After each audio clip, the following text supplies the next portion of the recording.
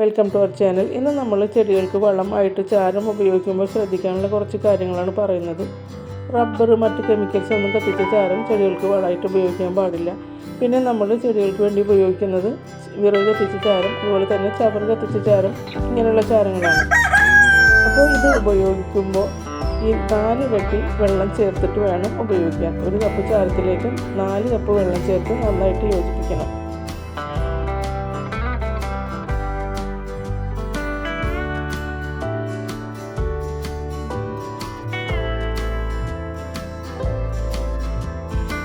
ഇത് ചെറിയ ചെടികൾ, പച്ചക്കറി ചെടികൾ, മുളക്, വെണ്ട, വഴുതന അതുപോലെയുള്ള ചെറിയ ചെടികൾക്ക് വേണ്ടി ഉപയോഗിക്കുമ്പോൾ 1 കപ്പ് ചാരം മിശ്രിതത്തിലേക്ക് 1 കപ്പ് തന്നെ വെള്ളം ചേർത്ത് നേർപ്പിച്ചിട്ട് ഒഴിച്ചു കൊടുക്കാം.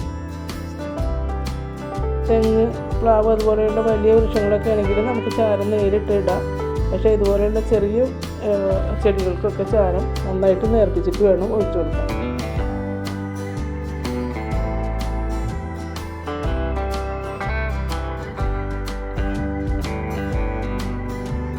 ഇന്നത്തെ വീഡിയോ ഇഷ്ടമായാൽ ലൈക്ക് ചെയ്യണം, കമൻറ്റ് ചെയ്യണം, ചാനൽ സബ്സ്ക്രൈബ് ചെയ്യണം. Thanks for watching.